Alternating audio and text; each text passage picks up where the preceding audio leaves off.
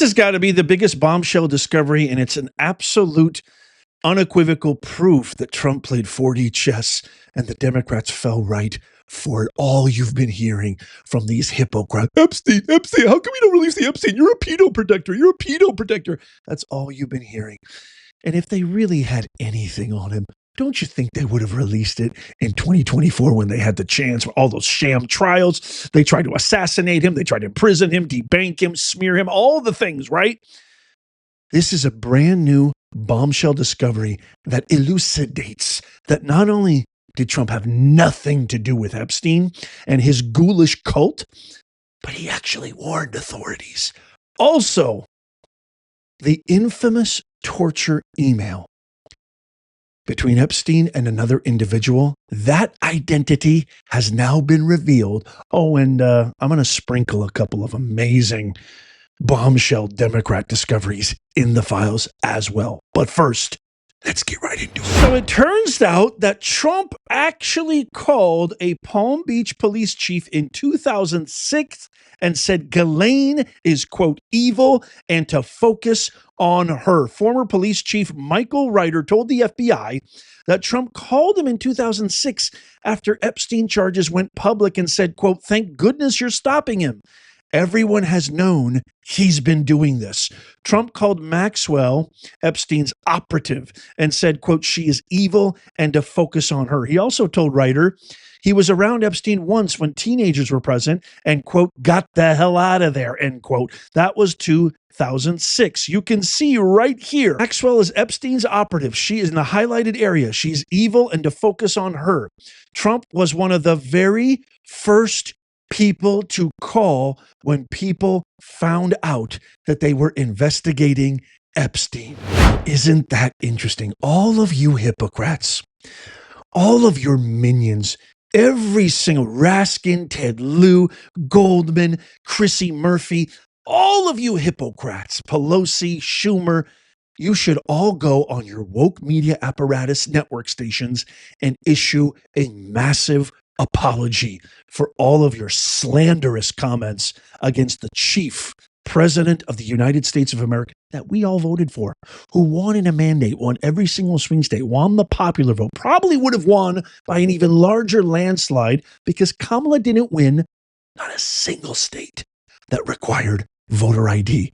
You think they're going to do that? I doubt it. Well, how about this? You think they're going to say anything about this next bombshell discovery? Oh, ho, ho, ho, ho. Hakeem Nobody's Dream Jeffries, although I've got a brand new nickname for him now after this, is in the Epstein files. Instead of prosecuting Epstein, he goes groveling on his knees, begging for money. Check out this latest file in the Epstein files from Leslie Groff to Epstein. It's marked as a high importance email from Lisa Ross. It's forwarded to Jeffrey Epstein saying, Dear Jeffrey, we are thrilled to announce that we're working with Congressman Hakeem Jeffries, one of the rising stars in the New York congressional delegation, sometimes referred to as Brooklyn's Barack. No.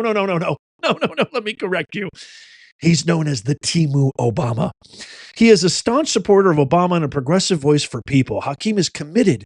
I'm moving on to the next paragraph, to electing a Democratic majority in 2014. So this email was dated back April 29th, 2013, and is encouraging his friend to participate in the fundraising BS dinner with Obama this coming Monday night. Shoot us an email or give us a call. We'd like to get involved with dinner. So basically, what happened is this firm is reaching out to Epstein because Hakeem needs money. And she forwarded this article, it seems like. Hakeem Jeffrey positions himself for a long career in Washington. He's only about 4 months into his freshman year, already positioning himself. If you're looking at knock Hakeem Jeffries off message, you won't get very far. There's a hip hop song, Every Day I'm Hustling, and I kind of feel that way down here in Washington, Jeffries said, in a positive manner. Of course, this absolute disqualified, unqualified, wholly untalented hack has been a groveling, power-hungry, begging for money, begging to stay out of the free enterprise, free market system because he doesn't stand a chance. Power-hungry mook his entire life. But wait, y'all, there's even more. Representative Stacey Plaskett, you guys all remember her, right? She was getting text messages from Jeffrey Epstein in the middle of a committee hearing. Watch. Attorney-client privilege, yes, I will turn it over. You, as my friend Mr. Meadows pointed out, misled this committee even today in a written submission that contradicted your testimony. You have suggested you are going to review that. Are you going to review it in our next break to correct the record, yes or no? Yes.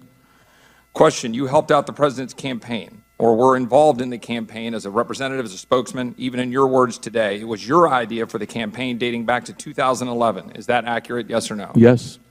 Ms. Rona, what is Ms. Rona's position? Rona Graff is Mr. Trump's executive assistant. And would she be able to corroborate many of the statements that you've made here? Yes, her office is directly next to his, and she's involved in a lot that went on.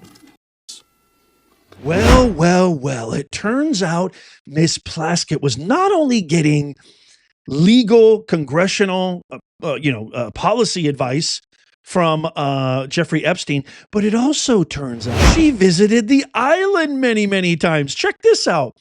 This was sent from one of Epstein's assistants. Hello, Stacy. Just circling back. So first, Plaskett emails, let me know what is convenient for Jeffrey late morning Monday, which we don't know what that is. Back in August 12th of 2014, way after all this stuff came out about who he was. And then the response is, hello, Stacy, just circling back. Will you be able to meet with Jeffrey on his island on Monday, August 18th at 11 a.m.? Erica, if Stacy is available for this, will you be going as well? Wasn't sure. And then Plaskett responds, oh, I thought I responded yes, I will be available. Please share details on time and transportation to Jeffrey. And then she responds, tremendous. I will have Anna, who manages Jeffrey's island, get in touch with you. Thanks. Ladies and gentlemen, these are facts. You can find all of these in the DOJ's latest tranche of emails they just released on their website. Just Google it. You can find it. These are facts. These are the same people who've been crying Epstein, Epstein, Epstein for God knows how long. It's all Clinton, Bill Gates, Reid Hoffman, George Clooney, De Niro, Jane Fonda, Deepak Chopra. It's all left-leaning radical Democrats. It has all hit them like a ton of bricks in the face and backfired. This is like the biggest backfire in political history. And I say that because that's all they've been chanting and going irate over for God knows how. It's been longer than since President Trump was inaugurated back in January of 25. This has been going on for a long time. And as I said before, if they really had anything on him, after all the crap, I mean, they threw everything against the wall to see what would stick in 2024 to stop it, even going as far as trying to him twice, maybe 3 times. Now you know why I call them the hypocrites. Now you know why their approval rating is in the gutter. Now you know why I keep saying that DEI is the worst contagion to ever afflict modern society. And all these academic institutions, all of these DEI woke centers and cultural ideology think tanks and garbage, which is backed by Soros, Obama, and Holly Weirdo. We have a long way to go. 2024, when Trump won, that was a huge battle that we won, but they're still around and they're never going to stop. They are ruthless. We have to be equally as ruthless and do a little bit of digging, using our critical thinking, asking questions so we can make sure we're on the right track. And speaking of being on the right track, before I share with you the identity of one of the most infamous emails in the entire Epstein files release, I have to talk to you about Medicare. Medicare is a place where there is rampant fraud, rampant misinformation. It's confusing, and that's why I have partnered with Chapter. Chapter is an organization that makes it so easy. That's why I've partnered with them. It's free. You can call that number down below. They'll even tell you if you're on the right track or not. They may say, hey, you're on the right track. Stick to your doctor, stick to your program. It's free. They're not salesmen. They're intelligent. They're precise. They have helped scores of our listeners. Check out this first testimonial from one of our viewers who said, this is the most honest Medicare call I've ever made. No broker fees, just good, honest information. Thank you, Nez. And then this amazing testimony from Teresa, just got off the phone with Chapter, was able to save over $1,000 a year by calling them. Thanks, Professor Nez.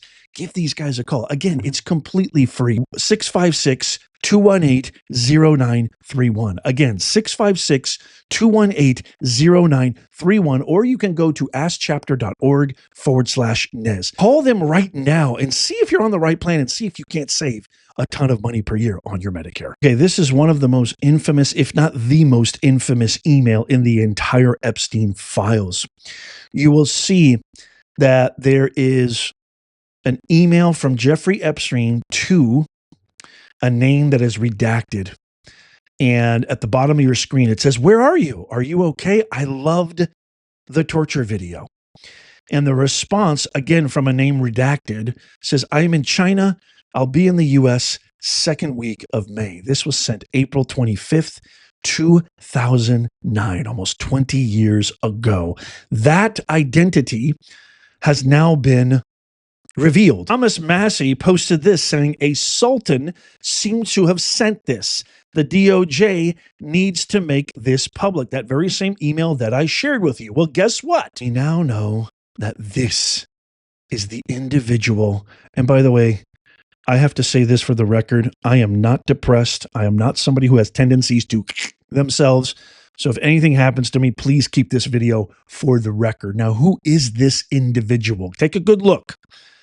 If you recognize this person, I'm sure most of you do not. This individual is Sultan Ahmed bin Salawayem, who is a group chairman and chief executive officer of DP World. Now, what is DP World? Well, let's take a look at this.